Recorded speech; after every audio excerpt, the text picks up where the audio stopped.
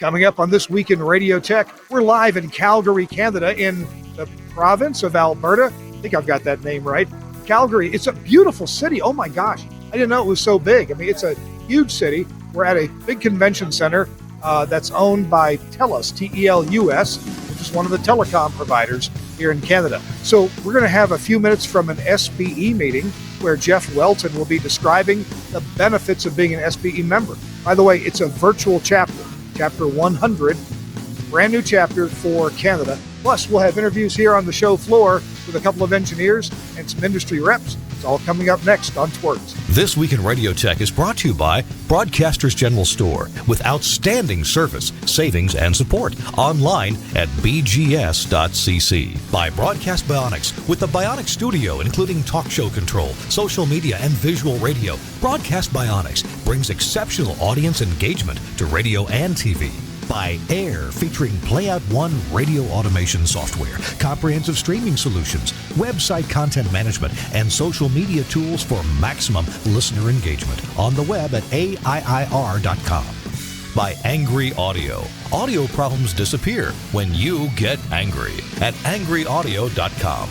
And by Max Connect Wireless, prioritized high-speed internet service designed for transmitter sites and remote broadcasts. Hey, everybody on the network. We're just about to start This Week in Radio Tech.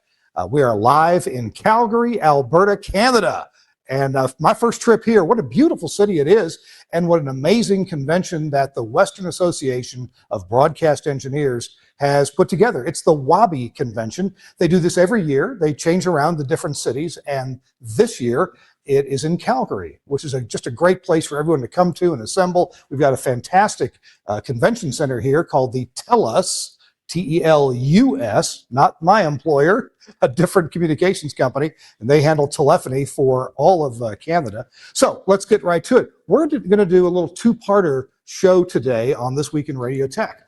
Part one, the first 10, 15 minutes or so, we're actually going to do an SBE meeting with a new chapter, a new SBE chapter here in Calgary. It's chapter 100. And I'm going to quit talking here and let our host, our master of ceremonies, Jeff Welton from Nautel, begin the talking and describing about SBE. And we're going to just jump right into Jeff. So Jeff, I'm going to step out of the camera here and let you take it away, sir.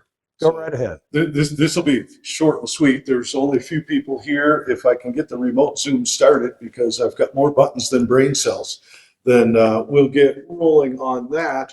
But the real goal here, any SBE members, I know what it is. Marco, yeah or no? I'm not actually an official member. We're going to fix that. Just involved. So the funny thing of the Canadian chapter is 100% virtual, because we cover over 10,000 kilometers, 6,300 miles from Newfoundland all the way to Victoria, BC. So this is our first time meeting in person. And I had to remember half an hour ago that we have to print a sign-in sheet. So anybody can sign in, everybody can sign in. I have pens. Kirk's probably got 3 of them. I don't, actually, but if you've got pens, we'll make it happen. Now, are these Nautel pens? Actually, it's a Max Connect pen. Max Connect pen, all right. I got pins from the booth. All There you right. go. I'm going to fill in. So we do have the sign-in sheet. What we're going to be talking about today real quick, and I want to try and get my Zoom meeting signed in real fast before I get too far ahead of myself. But we want to talk a little bit about some of the stuff that SBE can do. And this is kind of important, because even for anybody who's not a current SBE member, like as one example, SBE offers certifications. Okay, according to our salary survey, the average engineer with an SBE certification makes roughly 15% more on income than a non-certified engineer. Now, that doesn't, and again, like I said earlier, you technically don't need to be an SBE member to be certified. So that's really kind of cool when you get down to it. Of course, Zoom changed everything on me, so I'm doing this on the fly while I leave the slide deck up there so I don't look as foolish, which I'm really good at. If anybody in the crowd here knows anybody who would like to be in this meeting or should be in this meeting, feel free to go grab them and drag them in here. So the room doesn't look so empty. Oh, that's fine. That's why the cameras are all pointing at me instead of out at y'all. But so let's hit the highlights on it real fast, and we'll see if this is going to do its thing. Oh, it did. So I did put, oh, look at that. Bill came. It's all good. But I did put the highlights of what the SBE is. For what it's worth, the SBE is based out of Indianapolis. However, we do have chapters worldwide. There are chapters here in Canada, of course. There are chapters in Georgia, the Republic of, not the state of.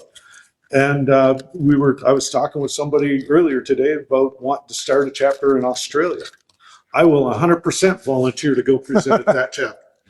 But as I said, this is our first in-person meeting, so it's really cool to be at WABE. We're hoping to do another one at CCBE next month. Adam Robinson is the guy that pushed me into doing this in-person stuff. Because normally we just do this remotely and call it good. Let's see, host a meeting, that's at the button. Payback, dragging me into all that is. So the funny thing about the SBE, if you have an idea for anything, somebody from the executive committee will invite you to a committee meeting to discuss that anything. And when you go to discuss that anything, you will start getting the invites for that meeting or for that committee. And the next thing you know, you're a member of that committee and you have no idea how you got there. And that's how I've been on the education committee for 4 years now. It just kind of evolves and happens. So 4,000 members worldwide, roughly. I think it's down a couple this year. It varies a little bit here and there. As I said in my earlier session, we're seeing a lot of cases where engineers are aging out of the industry. So of course, I can't click too many buttons and have things actually work the way I want there. So it's pushing 61 years old now, which is kind of cool. For what it's worth, the certification committee is 50 years of certification this year.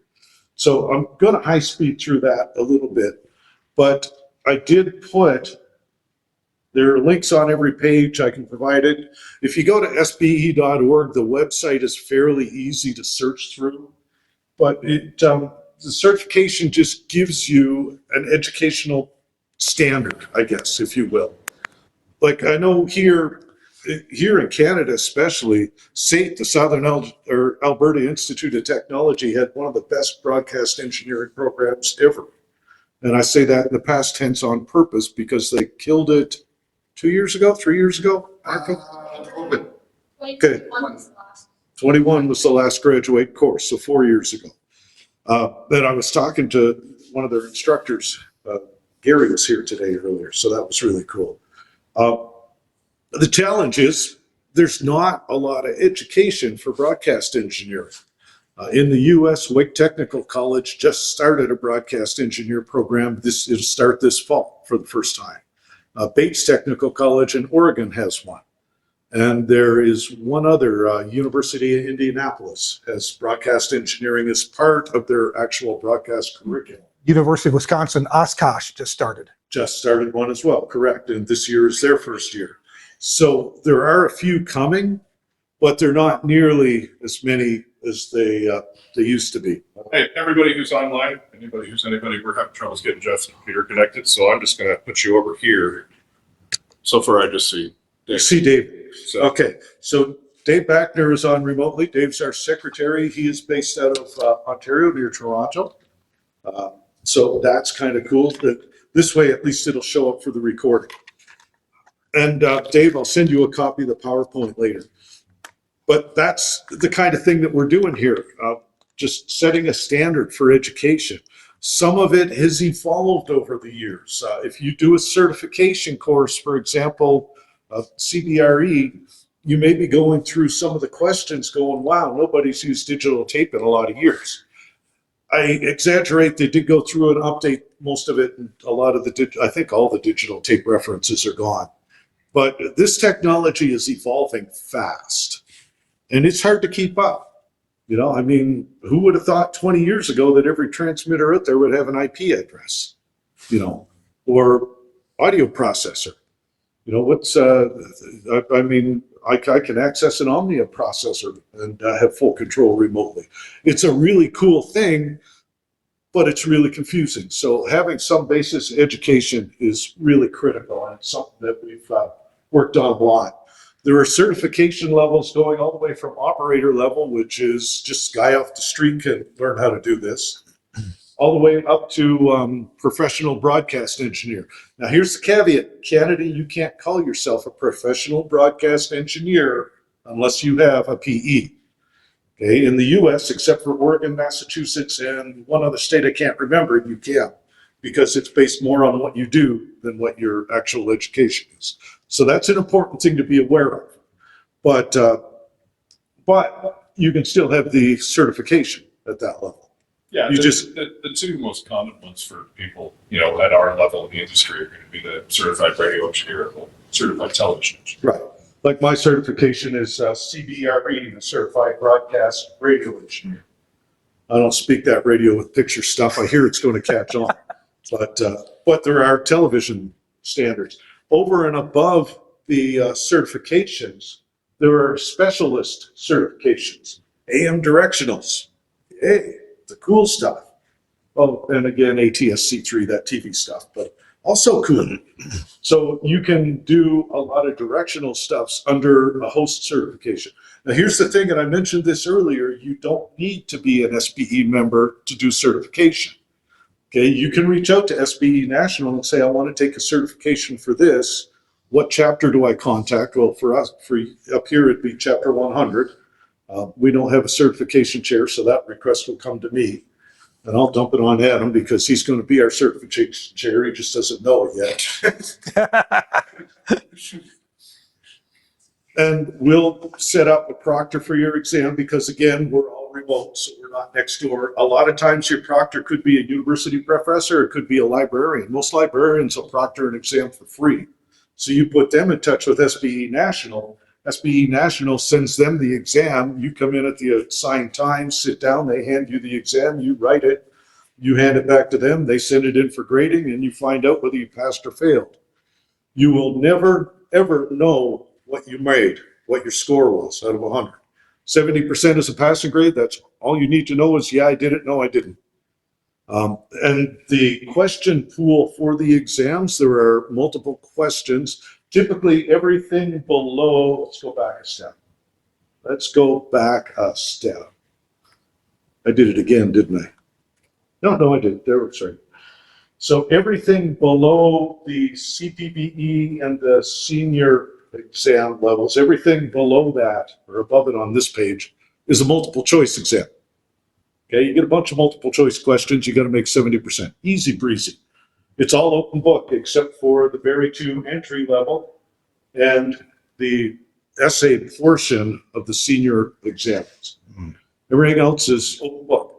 You will not have time, if you don't know anything at all, walking in off the street to answer all 50 questions of the CBRE test if you have to look up every single one. So you need to have at least a little knowledge. Or you work your way up through it, starting at the bottom, which is, I wrote my first certification exam after I had been doing this for 20 years. So I started in the middle because why make it easy on myself? So that's the kind of thing that SBE can offer. The cool thing about the certification exams is when you start studying for them, you will learn things that you didn't know already. So in a way, just studying for the exam is a huge benefit. Let me click that out of here. Jeff, I wonder if I could just close out our friends on the TWiRT show. Absolutely. For this portion. Thank you very much, Kirk. Thank you. I want to give everybody on TWiRT a look at something we don't normally get to look at, and that is an SBE meeting and Jeff's really fine explanation of what SBE is about and how these certifications are beneficial. Before you quit, one thing I do want to clear up about WABE is an acronym for Western Association of Broadcast Engineers. This is 100% an engineering conference. Oh, yeah. Yeah. So it's worth mentioning. Yeah. Okay, You can't swing a cat without hitting several engineers. I don't recommend So That's no longer PC, is it? All right. my wife would beat you just for thinking that. Hey, those who are watching on TWiRT, thanks for watching. Don't go away. We got a quick commercial announcement. We'll be right back from the expo show floor. See you in a minute. Hey, it's Kirk Harnack, and I'm here with Continue Ricky on. Lee, the CEO of AIR. Ricky, you guys make a fantastic automation system, but streaming is a really big deal. Tell me about streaming with AIR. It really is. We've got a beautiful streaming platform with an incredible dashboard with fantastic analytics. And you can buy it for just $20 a month. All you can eat. No limits on bandwidth or bit rates. And you can also record shows as well. So if you like to deliver on-demand content for $20 a month, you can stream and deliver that on-demand content to an RSS feed that can feed your radio player, your mobile apps, or a podcast that people can download and enjoy.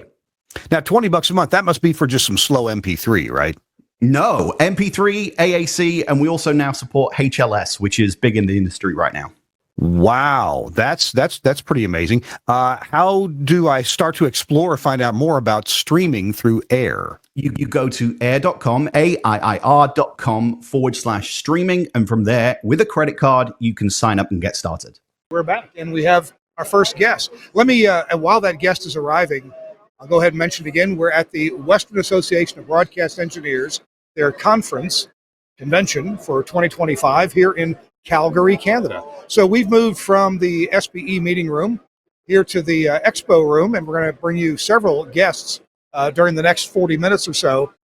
People who are here as engineers, a couple who are here as vendors. And let's see. Hey, Martine. Ready? Okay. Martine is my wrangler today, and I'm not sure who he's bringing, so we'll find out together. Hey, hi, Cameron. Howdy. Good to see you. Nice to meet you. Yeah, you're a tall dude. You know, Cameron Thompson. Cameron Thompson. And we're here live on This Week in Radio Tech. Cool. Wonderful show. We've done 700 and, I don't know, almost 70 episodes. I've watched one or two of them at least. Well, good. Well, then you're, if you'd watch 1% of them, that would be great.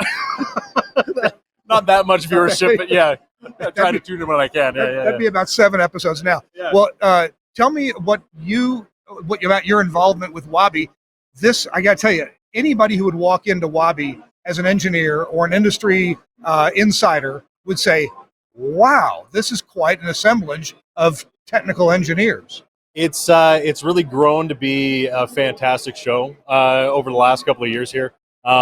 This year in particular, this is our largest show that we have had in well over a decade in terms of just attendance as well as exhibitor attendance. So everybody that comes down here, we're more than just broadcast radio, we're broadcast television, reaching into cinema, podcasting, basically anything that's media, entertainment, technology related.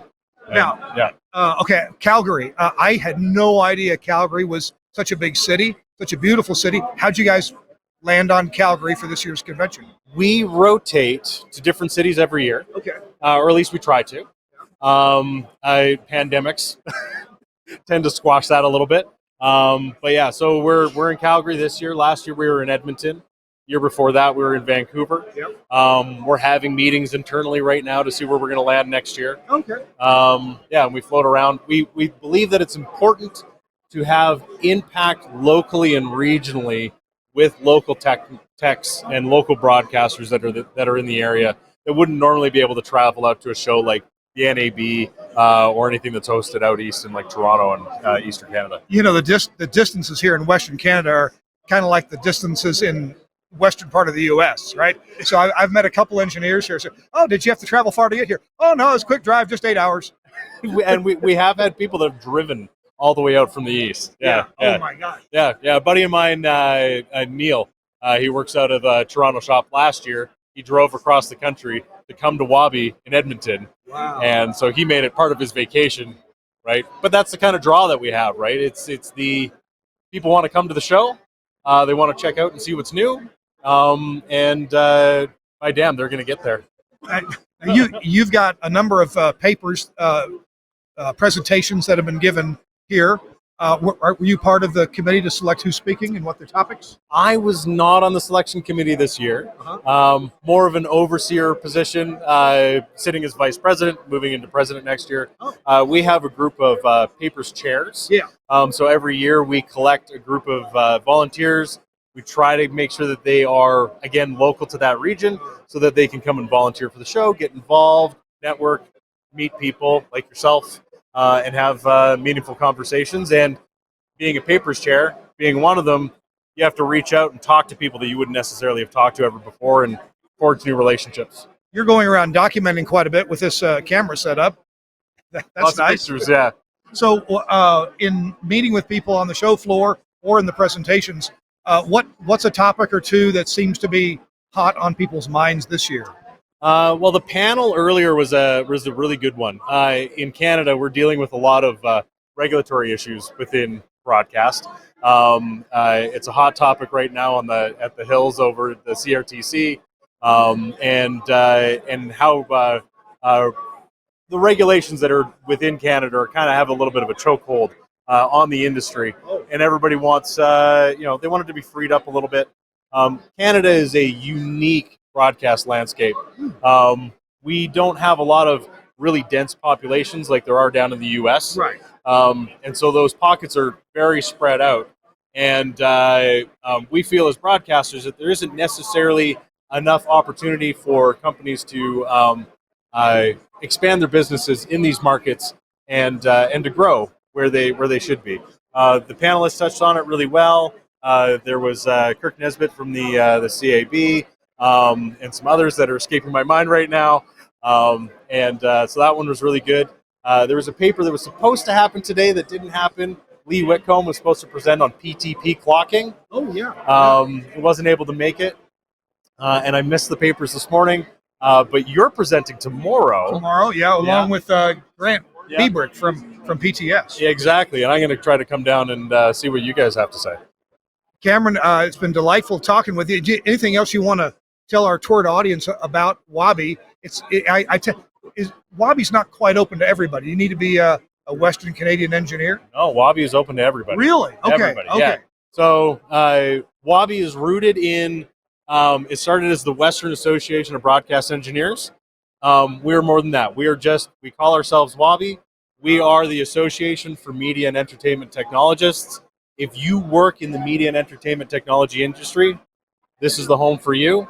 Whether you're from Eastern Canada, Western Canada, hell, if you want to come up from the U.S. or out of country, which we've had a few visitors that have done that, we welcome you, and we have lots to offer. So, now you haven't decided where next year's is No, yet? not yet. Yeah, it's a Okay. secret. What you mean and it's a secret, or you haven't decided? We have ideas. There's a- We have ideas. I'm sure. Someplace with an airport and a hotel. At the very minimum, yeah. And food. Yeah. We're not going to go to an island. No boats. So, probably most of the audience for TWiRT is U.S. based. All I knew about Calgary, and I don't know much more right now, but all I knew was that the Olympics had been here some years ago, right? 1988. Was it that long ago? Yeah. Oh my! I am so old. Oh my gosh! So, what's a tidbit or two that people should know about Calgary? The city is beautiful. Yeah. The beer is fantastic. Really? Yes. Okay. And the food's pretty all right. But the view to the mountains and the corridor, my God, you got to come out and experience it. Speaking of view, I got to tell you, I'm staying down the street at a less costly hotel, and this morning, last night, I didn't close the curtain. Just the shears were closed, right? Yeah. Just the shears. Yeah. And so this morning, I saw a figure of a human go by my window. I'm on the third floor. A figure of a human walked by my window. I thought, what was that? And so I got up. I'm in my skivvies, okay? I mean, I got underwear on, and I walk over and I realize, oh, there's an outdoor pool on the third floor. Oh, wild. Yeah. Okay. And so I thought, I'm going to close the curtain. Yeah, or open it. Open it. It's a little chilly for swimming, isn't it? Right. I'm hoping it's heated. You should go take a dip later. Yeah. Okay. Yeah, it's Calgary. We're 4,000 feet above sea level. Like, Yeah. my God, it's October. It's not swimming weather. No. No. But you think it's heated, right? I would hope so. I would hope so. Okay. All right. Good. All right. Hey, Cameron, thank you so much. Thank you. Appreciate you being here. Thank you, sir. Take care. Sure. It's This Week in Radio Tech. I'm Kirk Harnack. And tell you what, we're going to continue in just a minute. As broadcast engineers, we spend a lot of our time connecting things together, but sometimes it's just as important to be able to disconnect something. What am I talking about? This is the Angry Audio Disconnector. The disconnector. So here you have something that you just put in series with your headphones, with your Talents headphones. Now, this is available in the 1/4-inch tip ring sleeve size, as you see here. Also available in the 3.5 millimeter size, and you can even mix and match inputs and outputs. The point is, this is what's in the middle. This is the disconnector. So you have a talent that forgets to take their headphones off. They get up, they start to walk away, and boop, look at that. No more damage to the connectors that you normally use. No more damage to the headphone jack on the audio console or under the furniture. Oh, look, it just went back together, and I wasn't even trying. It's magnetic. It's the disconnector, or the headphone disconnector from Angry Audio. Disconnector. No more broken connectors. Check it out on the web at angryaudio.com. Hey, welcome back to This Week in Radio Tech. Big thanks to Angry Audio for sponsoring our show. Really appreciate Mike Dosh and the very clever people who work there at Angry Audio. They make great stuff to build a radio station with. Now, speaking of building radio stations, I've got an engineer here who's done that a time or two and takes care of a few others. Michael Peterson, hi. Hi. Good to see you. Great to see you. So you were telling me about the company that you're working with, Stingray. Yeah. Tell me about it.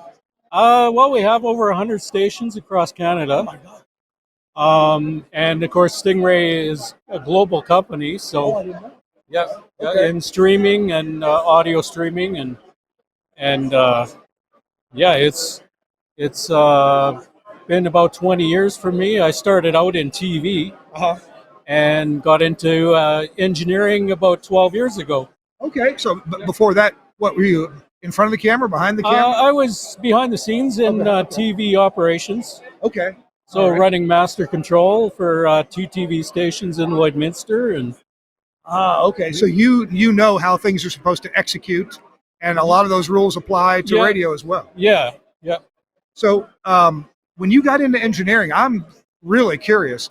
How did you begin to build your knowledge set and your skills in actually getting hands-on with building and repairing equipment, making things work right? Yeah, I had a great mentor that was chief engineer in Lloydminster at the time, and Ray Green's his name. And also I found some podcasts that really helped. One of them is your podcast. And yeah, it helped a lot. Yeah, you and Chris Tobin, it was great. Yep. I learned a lot from you two, and I still watch as much as I can, and it's been good. It's been a great source of information for me. Yeah, and just between us girls, be sure you order stuff from my sponsors. Oh, for sure. Now, the 100 stations that you oversee, are you the overall director of engineering? No, actually, I just have a territory, Okay. Northeast Alberta. Okay. So yeah, I got 7 stations in 6 markets. So you take care of studios and transmitters? Yeah. We have one studio. We've kind of centralized a bit. Okay. The last few years, financial, right? But yeah, it's one studio in Lloydminster. We just built our new studio a couple of weeks ago. Wow. Put in a new Altus console. Oh, really? Like So- with a touchsone? Yeah. Oh, man, that's Yeah, cool. 27-inch touchscreen. I've got a couple of those at my station. Yeah, they work good. Yeah. I'm curious, do you know which brand or model of touchscreen you selected? Not offhand. There's a 24-inch Dell, and I have never tried anything bigger than that, but I've seen some bigger touchscreens. Yeah. We went with a 27, Yeah. just a little bit bigger. Yeah. We're only running 8 faders, so Yeah. but it's a nice size. That's all you need these days. So do you run the same programming on all the transmitters or different? No, we have 3 different brands we run in our area. So yeah, it covers all the major genres. So if you're using Altus, you've become comfortable with using audio over IP. yeah, we've been using Livewire since 2005. So Oh my gosh. Yeah. It came out in 2004, Yeah. practically. Okay. Yeah, we were pretty early adopters, and it's simplified the wiring, of course. Like, yeah, you can. It's a lot faster to deploy something than in the old days. You grab the soldering iron and spend a while breathing in some nice lead mist. And When you something that some countries are struggling with, getting engineers up to speed on networking, and that would include audio over IP. If you have a new engineer or somebody new to audio over IP, what are some of the things you try to help them learn first? What concepts do you help them grasp first? well, we the last engineer we hired, he had a IT background. Okay. The engineering schools in our area have kind of faded away, unfortunately. Yeah. So we found a guy with an IT background, and found it easier to teach him about radio, especially with technologies like Livewire. Like, it's easier to grasp for somebody that's new. Sure. If he already knows about networking, then it's not a big lift to figure out about multicast audio or multicast video, and things like SIP telephony. That's that's been challenging for some people to try to get their brain around. Not having a POTS line, but your call comes in on packets, right? Yeah, exactly. And then even if you are good at IT and you get the networking part of Livewire or WheatNet or Dante, anything else, you still have that last mile, maybe last 2 feet of analog or AES EBU digital a lot of times. And so they've got to understand a little bit about good quality, balanced connections, that kind of thing. Yeah, true. And but that's it's easier to learn that part of it than going right from the microphone all the way to the top of the tower, I guess. Yeah, or learning about routers and Ethernet switches and priorities for packets and all that kind of jazz. Yeah. Well, are you seeing anything here at the show that's particularly interesting to you? Oh, it's always interesting here. Yeah, I find myself looking at everything, even the stuff that we probably would never need, but it's just really interesting to see the technologies that are coming. Well, a few minutes ago you mentioned my previous co-host, Chris Tobin. Yeah. And this is something that Chris made sure he did, and I think it's a worthwhile lesson for everybody. He would go look at television-oriented stuff, even though he wasn't in television. He had a little bit of tangential interaction with TV engineers, but sometimes he would find a technology in television or a technique or a piece of equipment or a system that hey, I can use that in radio. Yeah. And some of it was STL gear. He found ways to use some television digital STL to help some of his radio broadcasts. Yeah, there's a lot of overlap, especially now. A lot of radio stations doing video, of course. Oh, yeah, there's that too, yeah. And we haven't delved into that yet, but I'm sure it's coming at some point. Michael, I appreciate your time very, very much. Thank you for stopping by, sir. Appreciate you very much. All right, take care. I'm Kirk Harnack. We are broadcasting live from WABE, and we'll be right back after this. Hey, our show is brought to you in part by Broadcast Bionics and the Virtual Rack. And Virtual Rack is one of the several ways to implement the kind of technology that Chris and Clay and myself are talking about as we move through today's show. You can put your entire air chain, if you want, in one place, and that is in a special server. Actually, the server is pretty ordinary. It's the software that goes on it. In fact, if you live if your radio station is in some far-flung country, then the folks at Broadcast Bionics will encourage you to get your own server, and they will install their software on it. What is their software? Well, these containerized programs are actually a little bit complicated to install and to manage, and to make sure all the right logical hookups are done inside the server. You've got you have LANs inside that are virtual that have to be right, and you got to get your IP addressing correct and your subnets exactly right. Well, one way to do that is to buy Virtual Rack from Broadcast Bionics. And when you do that, you get a box, you turn it on, you browse into it, and you see that stuff on the screen right there? You get like an app store of different apps that you can install. You click on the manufacturer, whether it's Ferncast, Sound4, Telos, or 2WCOM. And from there, you pick the app that you want. Oh, I want 2 audio processors, and I want 2 mixers, and I want some codecs from 2WCOM, or I want some mic processing from Sound4. There's lots of things that you can choose from. You click a button to install. Within a minute or two, the software is installed. You give it IP addresses, a couple of parameters, and you're ready to go. Well, you're ready to go, except you're going to need to pay for the software that you put in, but it gets installed, with no trouble. Then you can license it from the respective manufacturers. And what this does is it gives you a beautiful management console for the stuff in your broadcast facility, in your virtual rack. And you can get 2 virtual racks, one to back up the other as a hot swap backup. They check each other, every couple of seconds or so. And it makes for a very professional operation. And guess what? You don't have to be an IT expert or a Linux expert to make this work. There's demos. You can see them videos there. You can click on. This is their website from Broadcast Bionics. You go to bionics.co.uk and look for Virtual Rack.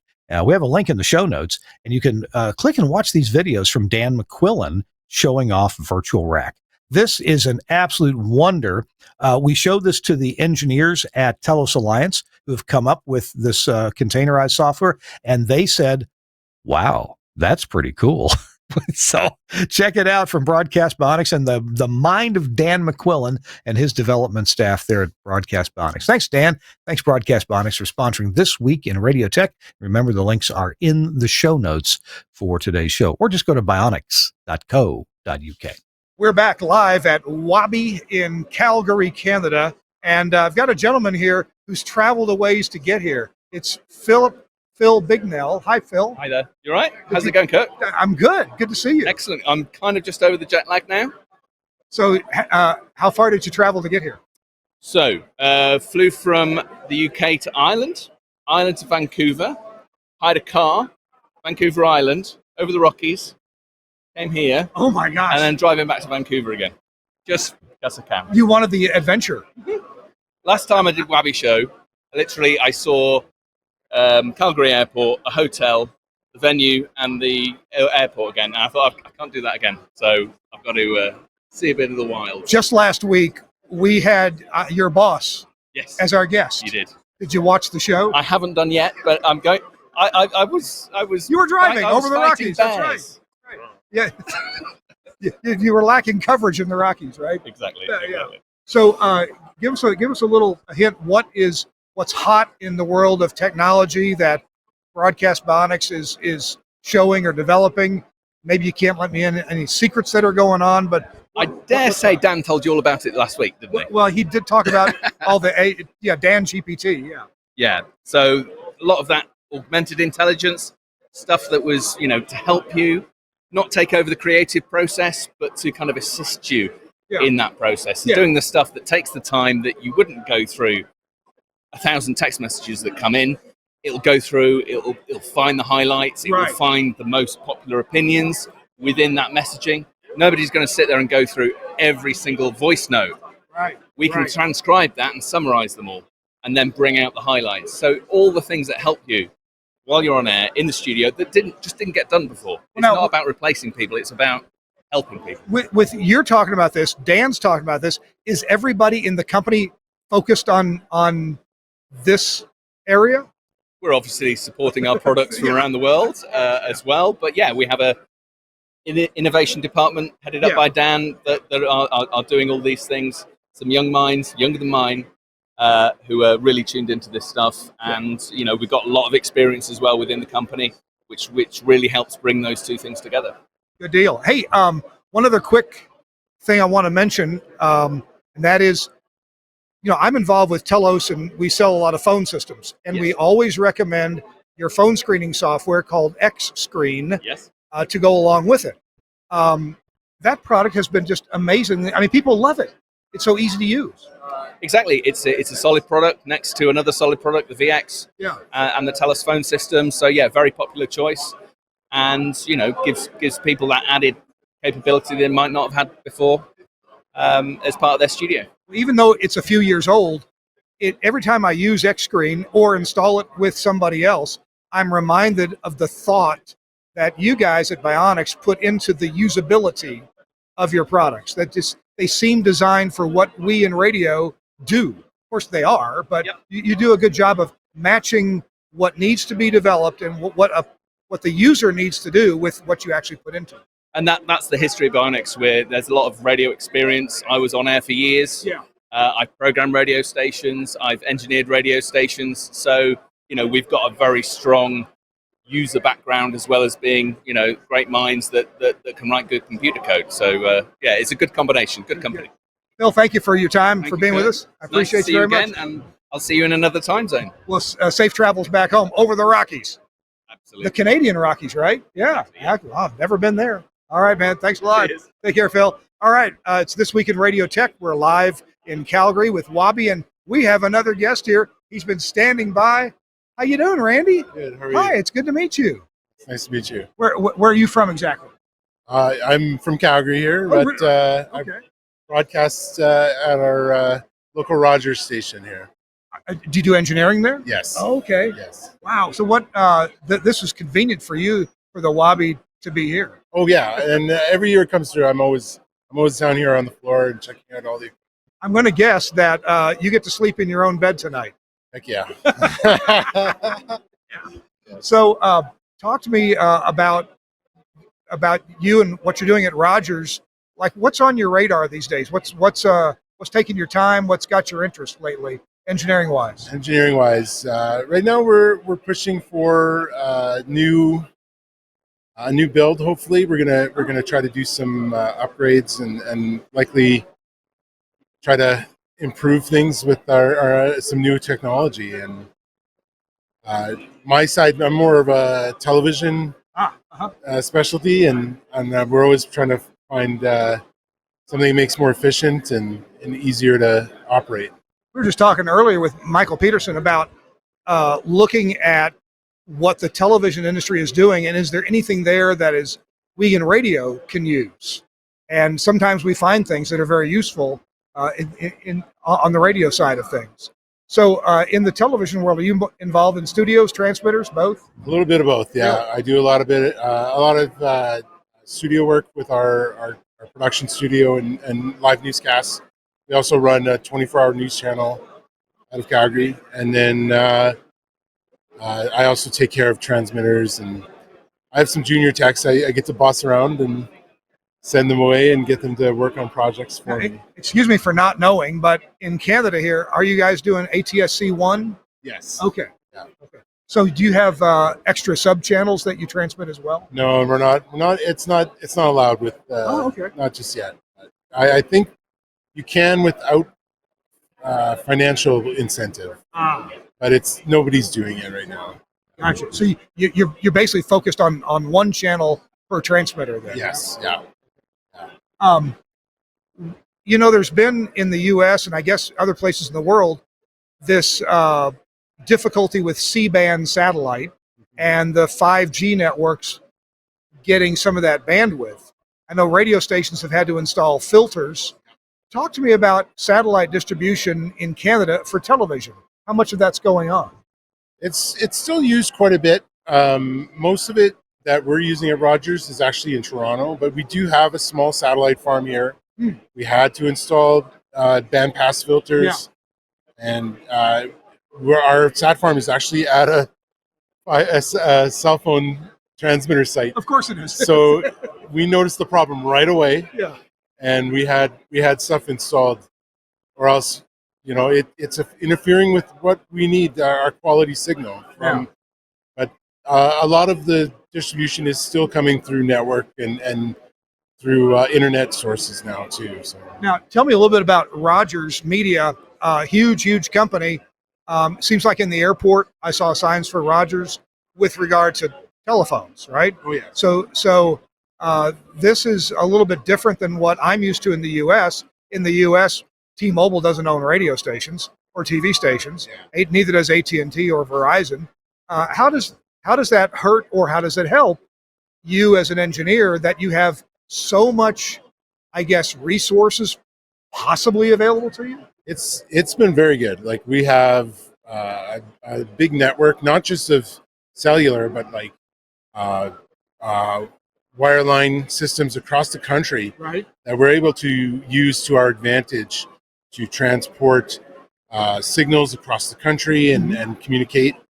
A lot of our current systems are hosted in Toronto, and everyone just clients in. Yeah. And so it saves costs on server farms and equipment, because we can have everything centrally located.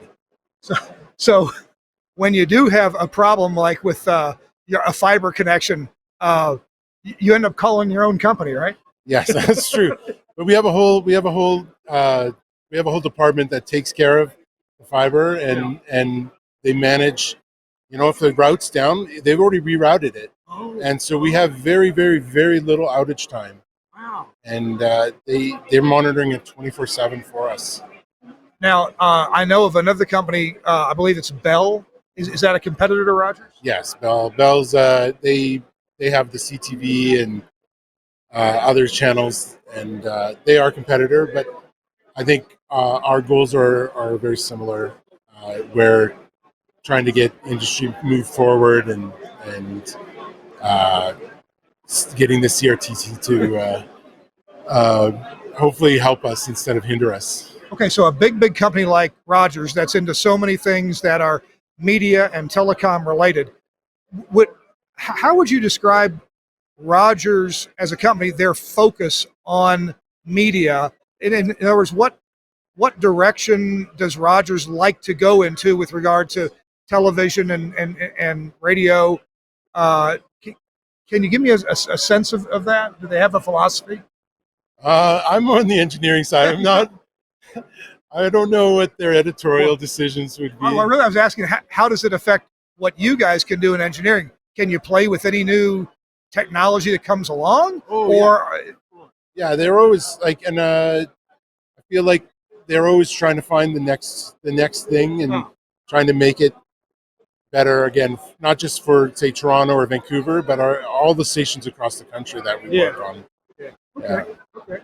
Well, you expect to be at Rogers for a while then, I take it. I've been here for a while already.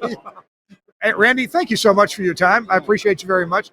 Have a good show. Yeah, thank you. And hang out here. These guys at PTS, they're pretty good. Yeah, they're the guys are they're great. very busy. Yes. They were supposed to be my guests here. They're swamped. Wow. I'm waiting to talk to them too. So. Oh, yeah. Oh, that makes two of us. Thanks, Randy. All right, it's Kirk Harnack. We are live at WABE in Calgary, Canada. And I'll tell you what, we're going to take one more quick break, and we'll be right back as soon as we can. Hey, our show is also brought to you in part by Max Connect Wireless. And I want to remind you again about their wireless offerings. This is a 4G LTE hotspot or gateway, you might call it, where you get reliable 4G LTE data. And I say reliable because you're not on the same network channels as everybody else in the room, in the stadium, in the arena. These are channels that are set aside for high priority, like broadcasters.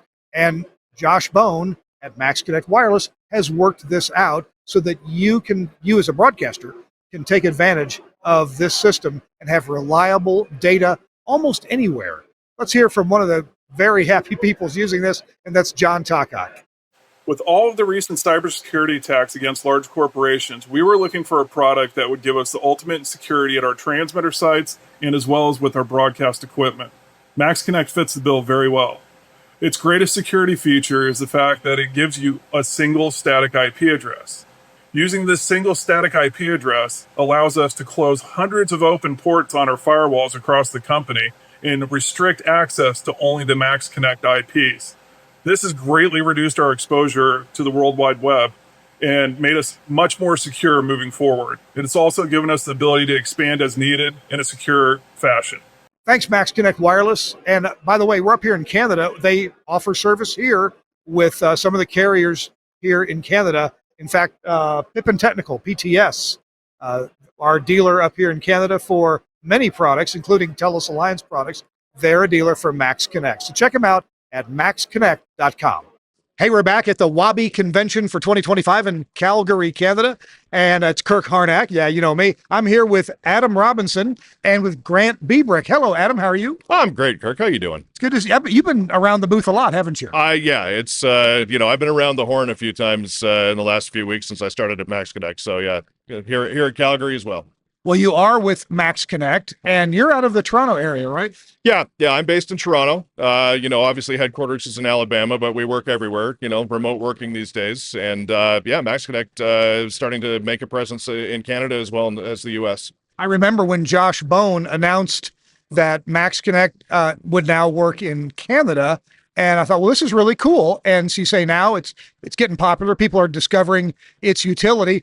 Tell you what, let's do.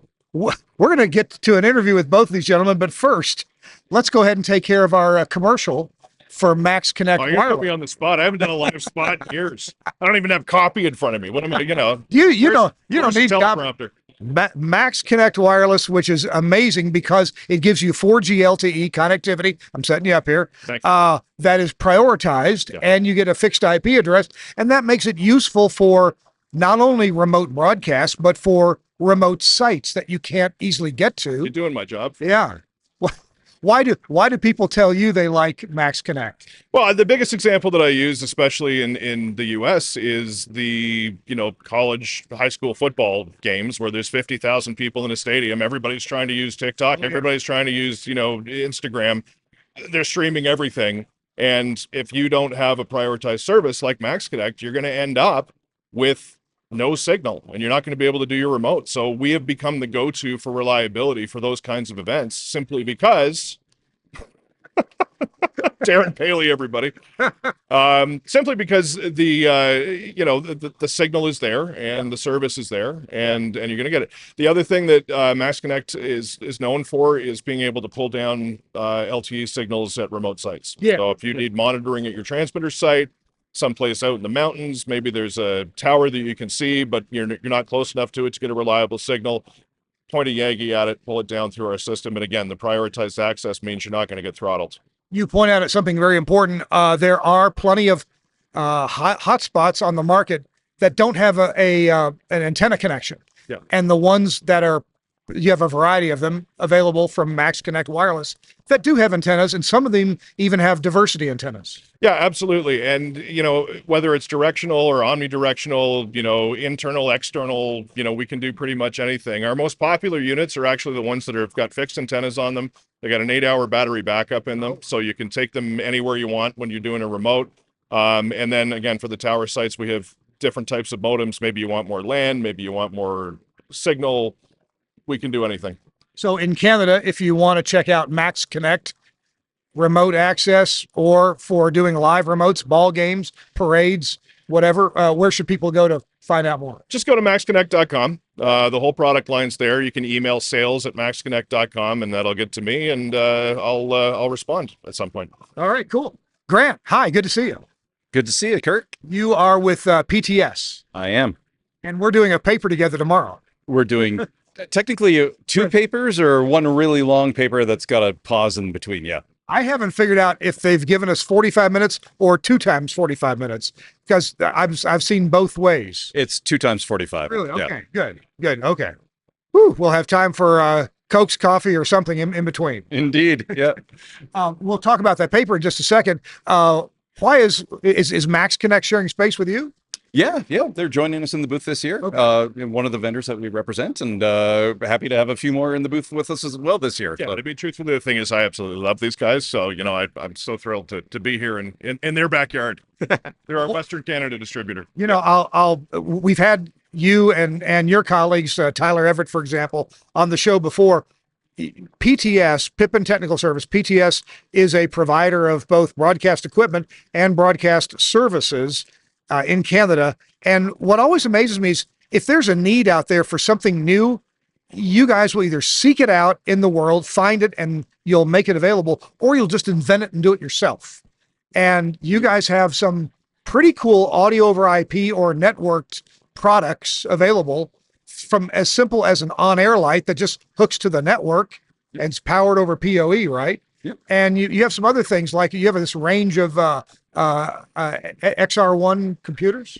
Yeah, the XR1, it's a fanless host. We use it. We have them running Windows. We have them being streaming boxes. We have them running EAS alert systems now. We also use it to containerize some of the TELUS Alliance products, Altus and such. Yeah. And having those all on a platform that's fanless, totally quiet. You can have it in your studio and not going to make a noise.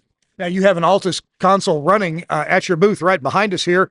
Is that Altus running in your XR1 platform? Yeah. Oh, okay. Yep. Yeah. I think we can run up to like 4 Yeah. Altus consoles on the XR1. Or you can do 1-to-1. It's your choice, really. Now, as someone who's done this before with the help of Telos Tech Support, installing a containerized system yourself and coming up with the 2 networks that typically need to be in that container platform, it's not child's play. And it's beyond my limited capabilities. I got the experts at Telos to do it, but you guys have a little different plan. I take it you'll provide pre-configured things like the Altus console to your customers. Yeah, we can do it a few different ways. Either we can dial in and do it remotely when the unit's on site, or if you give us the IPs in advance, I sit at my desk, do the install type. You do it, really? Oh, yeah. We just mock up your network and build it out and have it shipped out to you ready to go. Now, speaking of boxes that are ready to go, talk about this presentation we're doing on Wednesday here. The presentation is really talking about software first radio deployments and systems, and as well as talking about some of the real world applications of actual builds and sites that are using those services and products today. Some of the unique cases that we've come across, people that are doing it slightly differently, a little more unique, and it's working for them and on the air actively today. And so software first, what does that mean to you? Oh, for us, it's the looking at the Telos virtualized products. A lot of them, we're the Telos dealer here in Canada, so we're doing a lot of the Axia, Zephyr Connect, just the different range of the different products and what people are using for, how they're using them, and how it's kind of making radio happen in their market. What's interesting about a software first approach is the hardware. You still have hardware boxes, but they can all be the same. They could all be XR1s or Dell servers or HP servers or Telos's AP3000. But what's running inside them is what does the function that you're looking for, even if it's multiple different things in one box. Yeah, hardware agnostic and a license key that you can install on a different box tomorrow and have the exact same functionality. Adam, I'd be remiss if I didn't at least mention a couple things that Max Connect is doing, like this multiple tuner. The RMT416 multi-tuner, yes. Yeah. Up to 16 channels of AM, FM, HD, and for our friends south of the border, weather tuning in one rack unit. Each one of the channels has a stream. Each one of the channels can send an IceCast stream out to any device that you want. Monitoring. There's Studio Hub analog outputs on each channel. As well as SNMP for monitoring and email alerts in the event that one of your signals goes down. So it's a one-stop shop for monitoring a bunch of stations. Whether you're using it as a confidence monitor or maybe you want to use it as a market monitor. Yeah. To see what the competition's up to. Then that's the way to go. Gentlemen, we're out of time. Thank you so much. Adam Robinson with Max Connect, Grant Bebrick with PTS. It's Kirk Harnack live here at WABE, and we'll be back right after this. I love to talk about Innovonics, and about once a month, once every 4 weeks, I get to do that. Now, usually it's just me spouting off on the benefits that Innovonics gear gives to me as a broadcaster and can give to you too. But look who I have here today. I've got Ben Barber with Innovonics, and Ben, it's good to see you. It's great to be here. I didn't see you too. I didn't know you were going to be here. That's awesome. Everywhere. We're everywhere. Did you flew up from California? Yes. Yeah. Well, so did I, from LAX to here. Oh, okay. We flew from SFO. So okay. Yeah. So people on the show know how much I love your gear. What's new? What's happening? What are people asking about these days at Innovonics? We're really seeing a big focus on mod monitors right now, and HD mod monitors. We've got 551, 552. Both of them are one's a 1U box, one's a 3U box, and basically has eye candy or no eye candy. So if it's at a remote location, you just get the 1U box. If it's at a nice location where you want to look at it, you get the 3U box. But the web interfaces are 100% the same, and they tell you every bit of data you want to know about HD. You know, with HD, and I do have a couple of stations of mine that are HD. What are some of the critical aspects about HD that engineers need to keep an eye on? Obviously, modulation, that's your exact level is you don't want to go over, that's for sure. Right. What else might be important? Time alignment. Time alignment is the key to HD sounding and working well for the listener. Yeah. So if things are out of time this way or out of sync volume wise, then you've got issues. And our mod monitor will alert you if things get out of whack and send you an email, text message. They log it. They can send you that log every day, week, or month. Oh, wow. Or instantly when you get an alarm. And this is for both of the models that you talked about? Yes. Okay. Yeah. They're identical except for the eye candy on the front, basically. Well, eye candy costs a couple dollars. So it costs and it's actually more preferred. So now, one thing that you guys do on your website is you allow people to self-demo some of your gear. And of course, your web designs are informative and beautiful. Can people demo these mod monitors? Mm-hmm. Yes. Yeah. You can log into our site, innovonicsbroadcast.com, and then go to the products and the web demo page, and you can look at any of our products that you want to. The only thing we ask, don't change the IP address or put in a password. Yeah. That's so. But other than that, you can look at anything, play with anything, stream the audio back. See, that's one of the things too with our mod monitors is that you can connect with your phone from anywhere in the world. Yeah. You can look at all the data. You can click on a speaker button, and actually listen to the audio.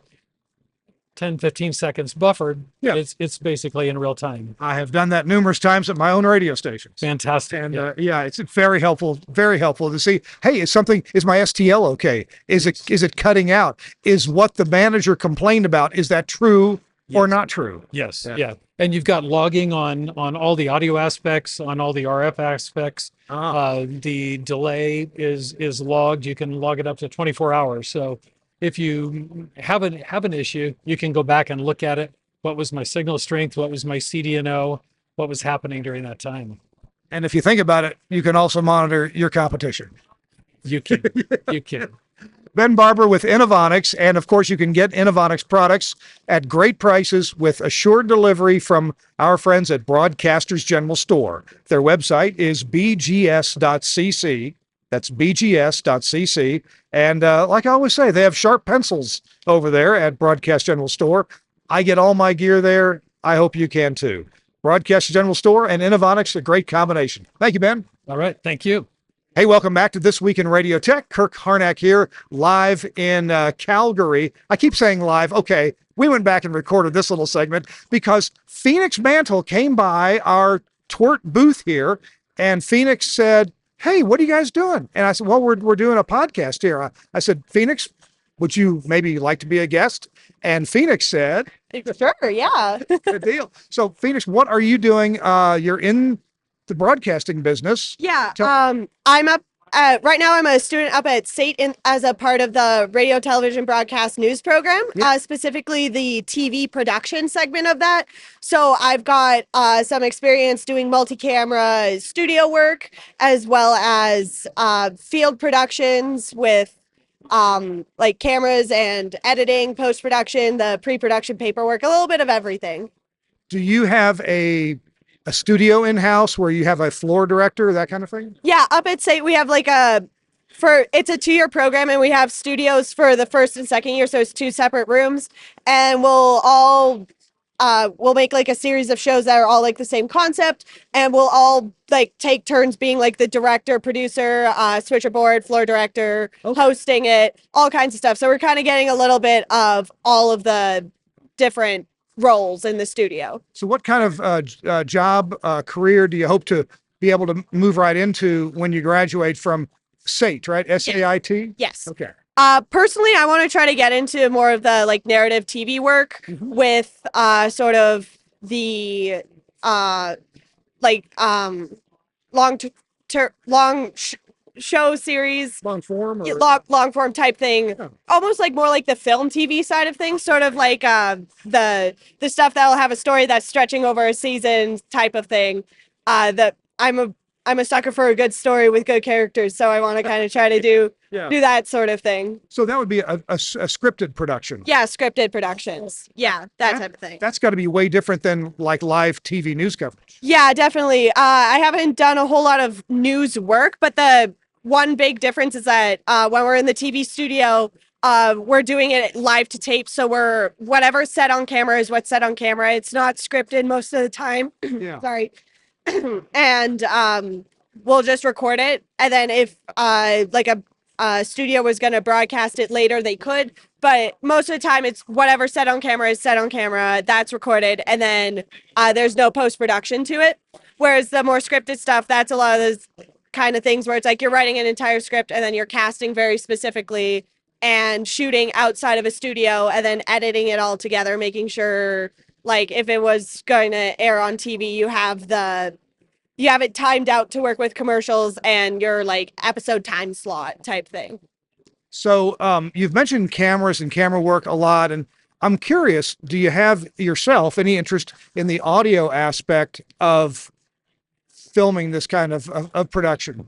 Well, it's definitely something I need to look into to try to figure out, because one of the things in this program is we all have our own projects that we're working on. So currently we have these 5-minute short films that we wrote last semester that we're going to be producing this semester. So there's going to be an element of doing the audio editing work on that post-production. So it's like in some situations you may have to put like sound effects in that you didn't get in on site production wise. So that's the one nice thing with this program that I really appreciate. You're doing a little bit of everything. So you have like the video editing, and then there's the other, when you're on production, you're working as a crew for all of your different crewmates. So I'm in a group with 4 other people for this short film.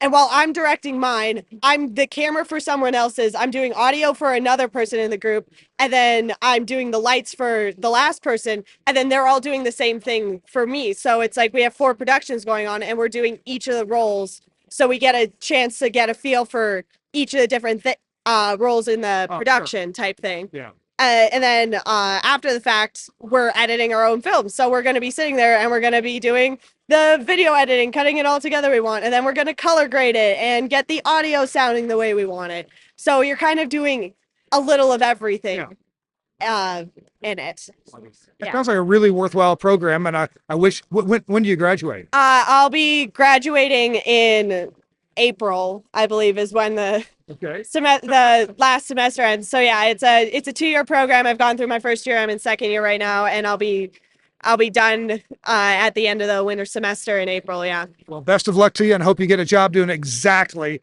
what you want. And you know what? If you don't, you'll eventually get there. Absolutely. Yeah. Change. Not that you'll change careers, but man, I've worked so many different places in TV and radio. And now I'm doing what I love too, explaining technology to people. So you end up getting to do what you strive for. So awesome. Good to meet you. Nice to meet you too. Thank you. Take care. That's Phoenix Mantle. And Phoenix is going to SAIT. SAIT. Southern Alberta Institute of Technology. There you go. Southern Alberta Institute of Technology. We'll have a link to it in the show notes. I'm Kirk Harnack on This Week in Radio Tech. All right. It's been This Week in Radio Tech from WABE, WABE, the convention held this year in Calgary, Canada. And tip of the week. Okay, I've got a little tip of the week for you. Go to shows. Go to these conventions. There usually are presentations or papers, and there's usually something that you're interested in. Maybe it's something you've heard of. Maybe it's something you've actually seen before, or you think you know all about.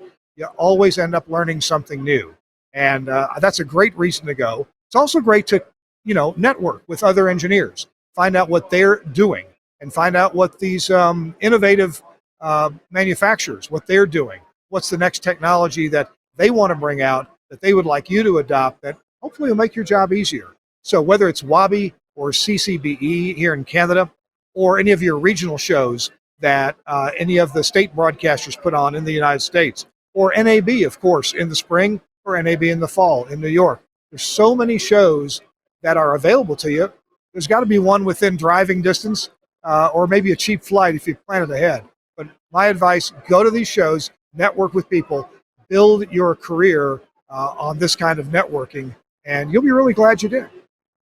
I'm very fortunate. I get to go to almost as many shows as I can, thanks to Telos Alliance, so I really appreciate them. But it gives a great chance to network and learn new things that I put to use for my radio stations.